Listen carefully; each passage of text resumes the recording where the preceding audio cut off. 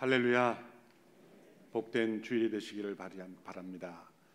성탄을 맞이하는 12월 매일매일 저희가 주님 오심을 기뻐하고 또 그 오심으로 인하여 우리에게 주어진 구원의 축복을 누리는 저와 여러분이 되기를 바랍니다.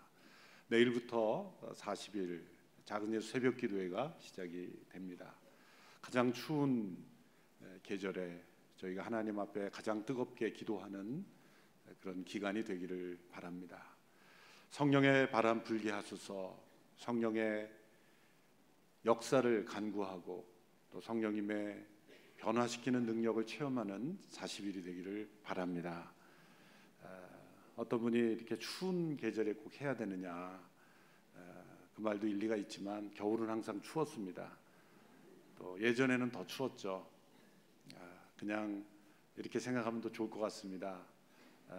참 시원하다, 그렇게 생각하시며 우리가 찬바람을 이기는 저와 여러분이 되기를 바랍니다. 그러나 추운 겨울을 지내고 있는 분들이 있죠. 그래서 저희가 우리 대학 청년들이 얼마나 열심을 내서 섬기는지 모릅니다. 크리스마스 블레싱이라는 이름, 또 사랑의 나눔이라는 이름으로 불우한 이웃들 910가구, 또 크리스마스 블레싱이라는 이름으로 전국 71개 지역의 농어촌 미자립 교회들을 흩어져서 섬깁니다. 이를 위해서 설교 후에 비전 헌금을 함께 드리겠습니다. 오늘 2부 예배 후에 재직회가 있고요, 또 3부 예배 후에 공동의회가 있습니다. 내년도 예산안을 함께 심의하고 결의하는 귀한 시간입니다. 함께 참여해 주시기를 바랍니다. 이 시간 나라와 민족을 위해서 합심하여 함께 기도하겠습니다. 하나님께서 이 나라 민족을 특별한 계획 가운데 택하여 주시고 놀라운 영적 부흥을 경험하게 하셨습니다. 이 나라 민족이 하나님의 계획 속에 쓰임받게 하여 주옵소서. 하나님이 허락하신 귀한 자유 민주국가로 세워주신 이 나라 헛된 이념으로 무너지지 않게 하여 주옵소서. 하나님의 창조 질서가 지켜지는 나라가 되게 하옵소서. 하나님께서 쓰시기에 합당한 정결한 나라 되게 하옵소서.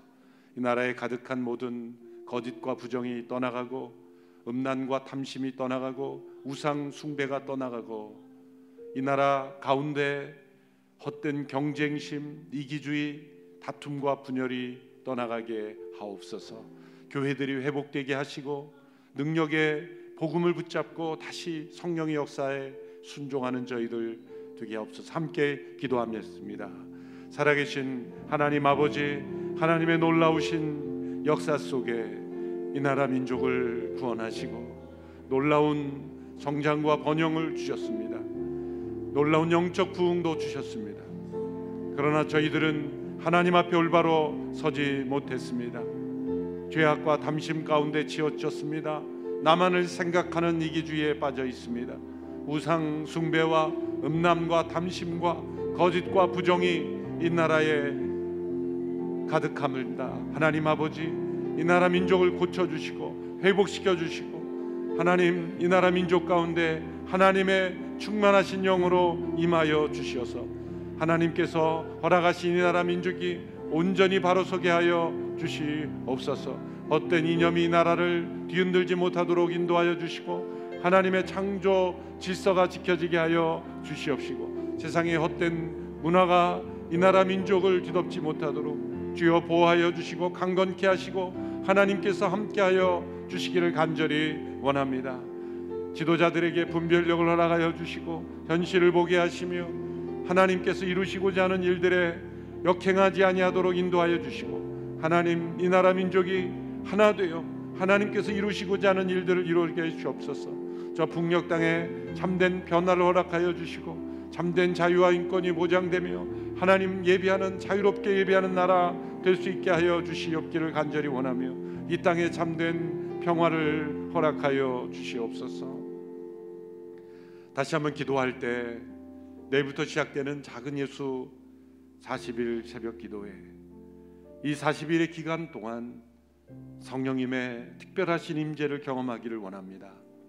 우리 가운데 살아계신 성령님, 나의 삶을 인도하고 오늘이 공동체를 인도하신 성령님, 온 세상에 주의 복음의 능력을 증거하시는 성령님, 우리 가운데 온전히 충만하게 임재하여 주셔서 우리 모든 성도들의 삶을 거룩하게 능력 있게 확신 있게 변화시켜 주시옵소서. 합심하여 함께 기도하겠습니다. 살아계신 성령 하나님의 역사를 구하며 40일 동안 우리가 함께 모여 기도하며 특별한 기도의 제목을 가지고 우리 개인을 위하여, 교회를 위하여, 나라의 민족을 위하여, 가정을 위하여, 변화되지 않는 수많은 영혼들을 위하여, 이 나라 민족을 위하여 기도할 때 성령님의 충만하신 역사를 경험하게 되기를 간절히 원합니다. 성령 하나님의 살아계신 역사가 우리 개인의 삶 속에, 우리 공동체 가운데 임하기를 원하며 이 나라 민족의 역사하여 주시기를 간절히 원합니다. 살아계신 성령님과 동행하며 성령을 따라 행하는 우리 모두가 되기를 간절히 원하며 잊혀졌던 성령의 놀라우신 역사하심이, 또 멀리만 느껴졌던 성령 하나님의 역사하심이 우리의 삶 속에 가까이 임하는 역사가 있게 되기를 간절히 원합니다. 살아계신 하나님의 역사를 간구하며 이 나라 민족의 어려운 위기 상황 속에 특별하신 간섭으로 붙잡고 계신 줄로 믿습니다.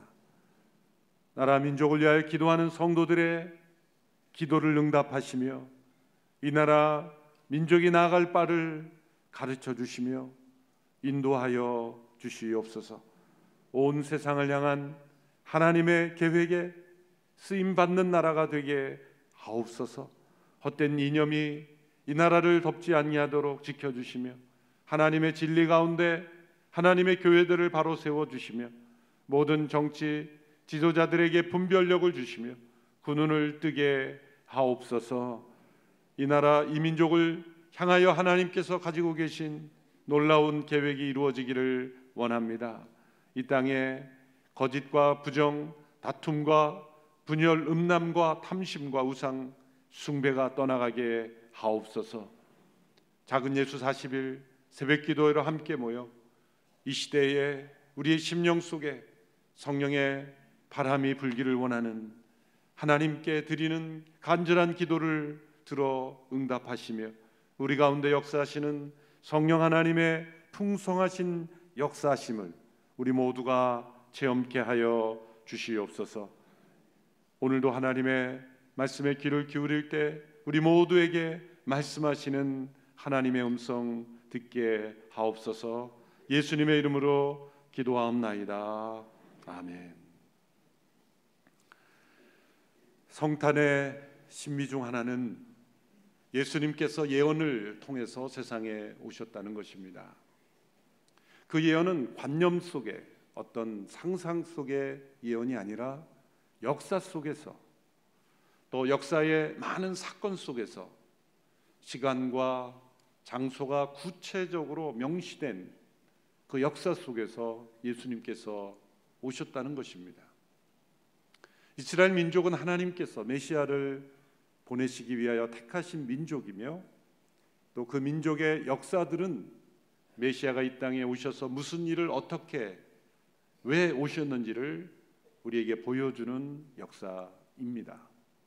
이스라엘 역사 가운데 가장 중요한 사건인 출애굽의 사건은 역사적으로 많은 사람들에게 정치적인 혁명 운동의 상징처럼, 모델처럼 그렇게 여겨졌습니다.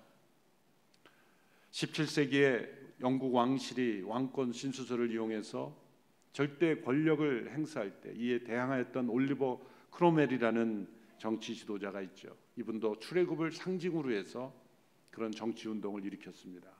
1967년대 미국 또 남미 정치적인 운동을 일으키는 사람들이 언제나 성경에 나타난 출애굽의 사건을 예로 듭니다. 그러나 이 출애굽의 사건을 성경에 나타난 있는 그대로 출애굽이 왜 일어났으며 어떻게 일어났는지를 살펴보면 정치적 운동의 근거로 살펴볼 수는 없습니다. 그 이유는 바로 유월절 사건을 생각하지 않고 이스라엘 민족들이 모세를 지도자로 하여 그 백성들의 저항으로 다른 민족의 지배를 받던 한 민족이 그 민족의 그 지배로부터 벗어난 사건으로만 해석하는 잘못을 저지르기 때문입니다. 이 출애굽의 사건에 나타난 핵심은 이것은 초자연적인 하나님의 역사요, 하나님의 주권에 의한 기적적인 역사라는 것이죠. 사람들이 의지를 모아 어떤 이념적인 이상을 이루기 위해서 세상의 정치적인 변화를 바꾼다는 어떤 목적을 가지고 일어난 사건이 아니라는 것이죠. 바로 그것을 우리에게 보여주는 사건이 바로 이 유월절의 사건입니다. 하나님께서는 이 유월절을 통한 출애굽을 통해서 하나님께서는 이 세상에 대한 악에 대하여 심판하시며 동시에 하나님께서 주시는 이 약속을 따라 순종하는 자들은 구원하신다라는 것을 우리에게 보여주십니다. 이 유월절은 하나님께서 모세를 통해 당시 애굽왕 바로에게 주신 경고를 배경으로 합니다. 출애굽기 11장 4절에서 6절의 말씀을 먼저 보겠습니다. 제가 읽겠습니다. 모세는 말했습니다. 여호와께서 말씀하셨습니다. 한밤중에 내가 온 이집트에 다닐 것이다. 그러면 이집트에 처음 난 모든 것들, 곧 왕자에 앉은 바로의 마다들로부터 맷돌 앞에 있는 여종의 마다들까지, 그리고 가축에 처음 난 모든 것들이 다 죽게 될 것이다. 이집트 온 땅에 큰 부르짖음이 있을 것이다. 그와 같은 일은 전에도 없었고 앞으로도 다시는 있지 않을 것이다. 하나님께서는 악에 가득한 이집트의 모든 처음 난 모든 것들을 다 죽게 하시는 재앙을 예고하셨습니다. 이미 앞서 9차례의 재앙들을 하나님께서 내리셨지만 바로는 회개치 아니하였고 하나님께 굴복하지 아니하였고 여전히 그 애굽의 많은 신들을 의지하고 있었기 때문입니다. 이 마지막 재앙에 대한 경고가 내려진 것입니다. 그것은 애굽에 가득한 악에 대한 심판이요, 또 그 애굽인들이 섬기는 애굽의 헛된 신들에 대한 심판이었습니다. 하나님께서는 이 마지막 재앙이 내려질 때 이스라엘 백성들을 통해서 이렇게 구원의 약속을 주셨습니다. 한 집에 한 마리 1년 된 흠없는 순양이나 순염소를 잡아서 그 피를 집의 문틀 양쪽과 위쪽에 바르도록 하였습니다. 그 이유를 이렇게 설명합니다. 출애굽기 12장 12절부터 13절 우리 함께 읽겠습니다. 시작. 그날 밤에 내가 이집트를 지나가며 사람이든 가축이든 처음 난 모든 것들을 치고 이집트의 모든 신들을 심판할 것이기 때문이다. 나는 여호와다. 내가 이집트 땅을 칠 때 너희 사는 집에 피를 발랐으면 그것이 표시가 돼 내가 그 피를 볼 때 너희를 그냥 지나칠 것이다. 그러므로 재앙이 너희에게 내려 너희를 멸망시키는 일이 없을 것이다. 하나님께서 이집트의 모든 신들을 심판하시기 위하여 그 땅에 임하실 때 하나님께서 정하신 그 양과 염소의 피를 바른 집은 그 피를 보고 그냥 지나칠 것이다. 여기서 유월이라는 단어가 나온 거죠. 그냥 지나치다. 영어로는 패스오버. 재앙이 그 집에 임하지 않고 지나가게 하시는 것. 유월절이 여기서 생기는 것이죠. 이것은 바로를 굴복시킬 뿐만이 아니라 애굽에 있는 모든 신들을 심판하실 뿐만 아니라 애굽에 있던 모든 죄와 악을 심판하시는 하나님의 심판. 이 말씀을 통해 하나님은 죄와 악에 대하여는 철저히 심판하시는 하나님이심을 알려주고 계십니다. 하나님은 거룩하신 분이기 때문입니다. 하나님은 자신에게 진실하시기 때문입니다. 소멸하시는 불처럼 하나님의 모든 진노가 다 소멸될 때까지 하나님은 심판하시는 분이십니다. 바로 애굽에 내려지는 마지막 재앙은 그 애굽 땅에 있는 모든 처음 난 것, 장자와 처음 난 짐승을 하나님께서 합치시는 것입니다. 11장 5절에 보면 이집트에 처음 난 모든 것들이라 그랬습니다. 이 말씀의 뜻은 이집트 나라 혹은 이집트 백성들 가운데 속한 처음 난 것이 아니라 이집트 땅에 있는 그 지역을 의미하는 것이죠. 그러므로 이 심판은 이집트 사람들에게 표적을 둔 것이 아니라 이집트 땅에 있던 모든 사람들, 모든 동물들에게 주어진 것입니다. 이 말씀은 무슨 말입니까? 하나님께서 빈셋으로 이스라엘 사람들만을 딱 건지시는 구원을 한 것이 출애굽이 아니라 그 땅에 있는 이스라엘 사람이든 아프리카 사람이든 남미 사람이건 어떤 사람이든 간에 그 당시에 이집트 이 땅에 그 지역에 있던 모든 사람들에게 내려진 심판이라는 거예요. 그 지역성이 중요한 거예요. 그 장소, 그 땅에 임한 하나님의 심판이라는 거죠. 그런데 하나님은 그 심판 가운데 구원의 길을 주셨는데 하나님의 약속, 하나님이 정하신 방법, 그것은 1년 된 양과 순 염소 어느 중 하나 가운데 피를 그 문 양쪽 위쪽에 바르면 그 피를 보고 그냥 지나가신다는 약속을 주신 겁니다. 하나님이 구원하시겠다고 계획하신 것은 이스라엘 민족만이 아니라는 거죠. 내가 이스라엘 민족만을 구원할 테니 너희들은 잘 듣고 절대 애굽 사람에게 말하지 마라.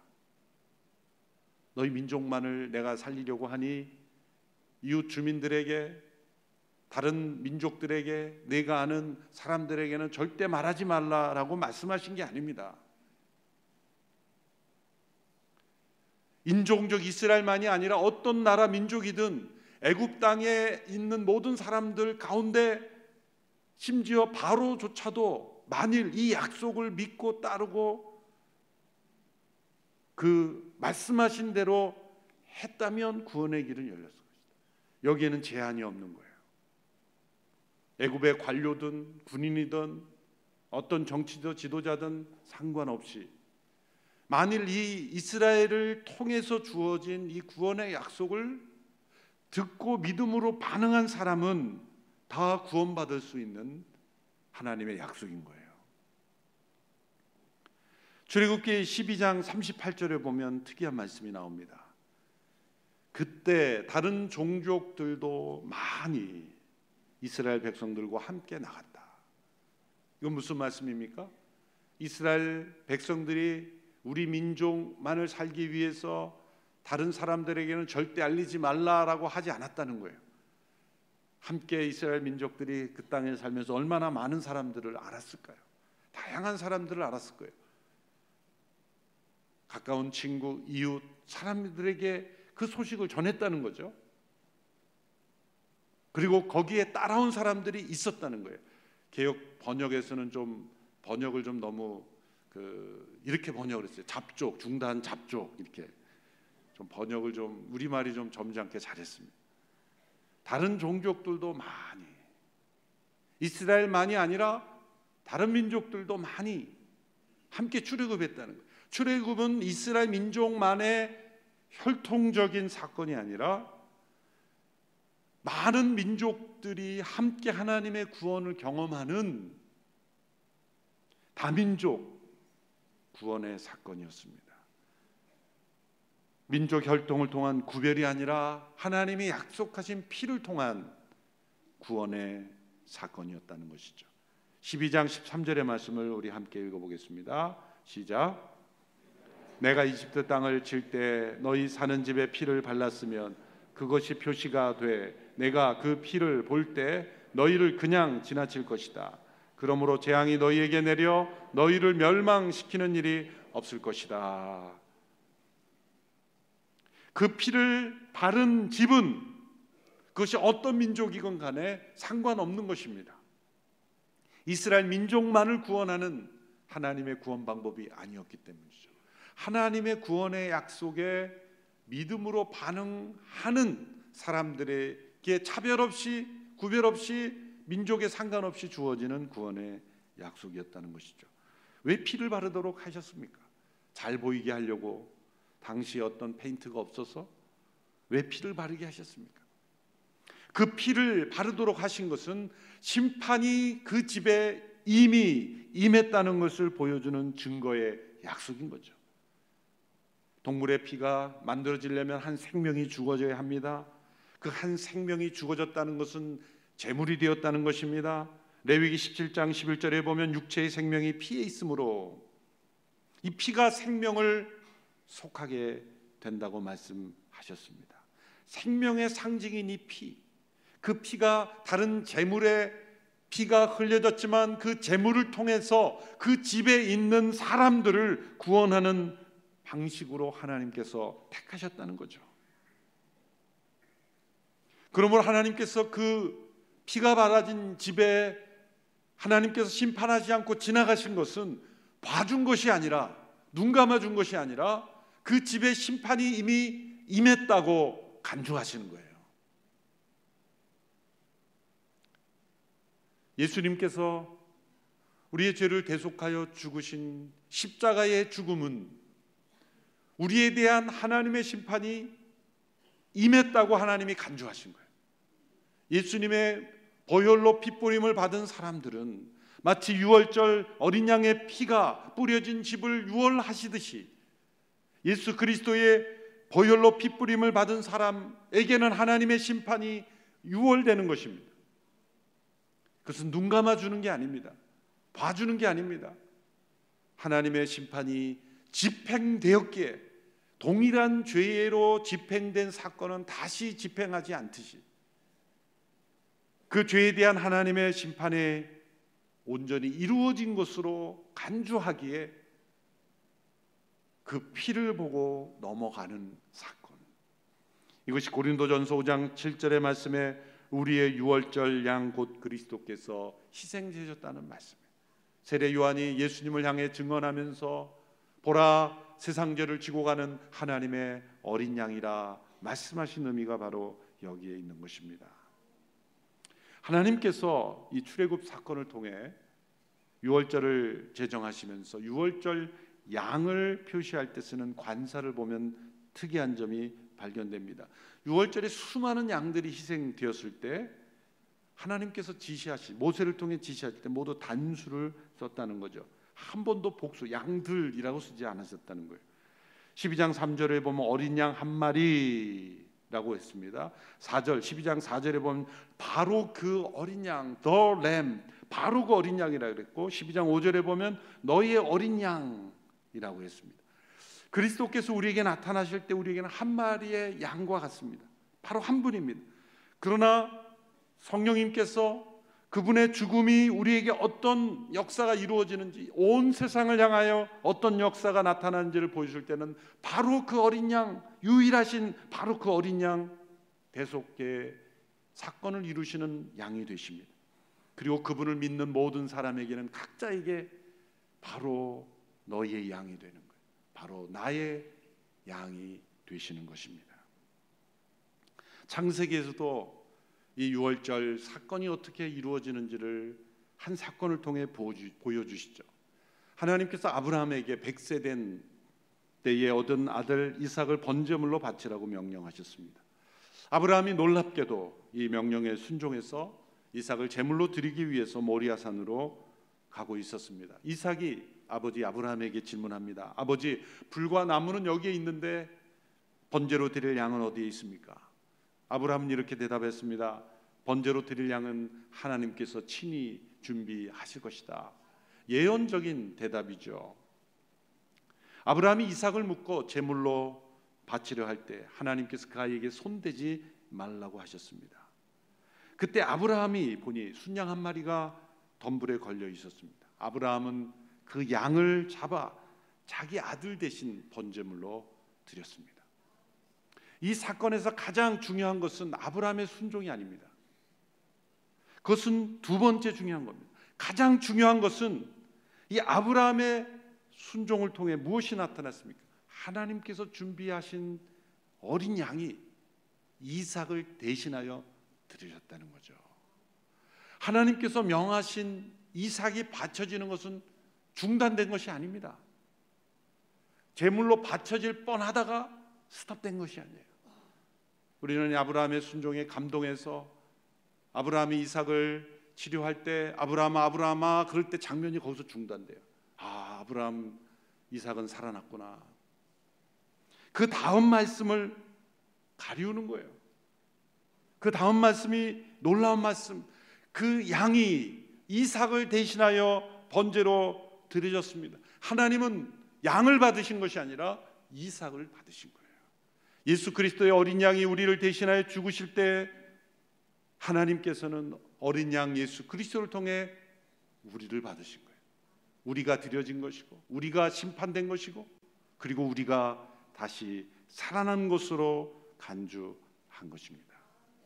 출애굽 당시에 이집트를 되돌아가 보면 두 집을 상상해 보십시오. 하나님의 그 약속의 말씀을 듣고 다 피를 발랐습니다. 그런데 한 집은 그 피를 발라놓고 하나님의 약속을 굳게 믿는 믿음이 아주 강한 가정이었기에 평안 가운데 잠을 잤어요. 그런데 또 한 가정은 동일하게 피를 발라놓고 어쩌면 옆집보다 더 많이 발라놓고 혹시 못 보실까 봐 불안해서 잠을 못 자는 거예요. 아, 우리가 너무 많이 발랐나? 혹시 우리 집이 원래 빨간색으로 아시고 못 보시고 지나가면 어떻게 하나? 밤새 잠을 못 자 불안해서. 진짜일까? 그래서 밤새 불안해서 잠을 못 잤어요. 이제 아침이 되었어요. 어떻게 되었을까요? 양쪽 다 살았어요. 잠만 못 잔 거예요. 이게 믿음의 삶과 불신의 삶이에요. 구원의 약속은 우리의 믿음의 강도에 달려있는 것이 아니라 하나님의 약속에 근거한 거죠. 구원의 확신이란 내가 강하게 믿느냐가 아니라 하나님의 약속이 변치 않고 이루어진다는 것을 바라볼 때 주어지는 거죠. 한 가정은 굳게 믿고 평안 가운데 있고 한 가정은 믿지 못하고 불안하지만 그것은 자기만 손해인 거예요. 하나님의 약속이 이루어지는 것에는 변함이 없는 것입니다. 우리는 예수님을 믿는 것이지 나의 믿음을 믿는 게 아니죠. 구원은 나의 믿음의 강도에 달려있는 것이 아니라 약속을 확실히 지키시는 하나님의 신실하심에 달려있는 것입니다. 예수님은 우리 모두의 유월절 어린 양이 되시기 위하여 세상에 오셨습니다. 우리 모두는 그 어린 양의 피를 발라야 합니다. 심판의 하나님께서는 그 어린 양의 피를 보고 넘어가시기 때문입니다. 이 유월절은 끝난, 이스라엘에게는 끝난 절기지만 이제 영적 유월절로 우리 모두에게 적용되는 하나님의 사건입니다. 예수님은 유월절 어린 양으로 세상에 오셨습니다. 그분의 독생자의 피가 우리 모두를 구원하시는 역사가 있게 되기를 축원합니다. 기도하겠습니다. 살아계신 하나님 아버지, 어린 양, 유월절 어린 양으로 오셔서 우리 모두를 구원하시는 하나님의 역사를 체험케 하심을 감사합니다. 이 땅의 모든 이들을 구원하시기 위하여 심판 가운데 구원하시기 위하여 오신 예수 그리스도, 그분의 오심을 기다리며 맞이하며 기뻐하며 그분의 축복을 나누는 성탄 되게 하옵소서. 예수님의 이름으로 기도하옵나이다. 아멘.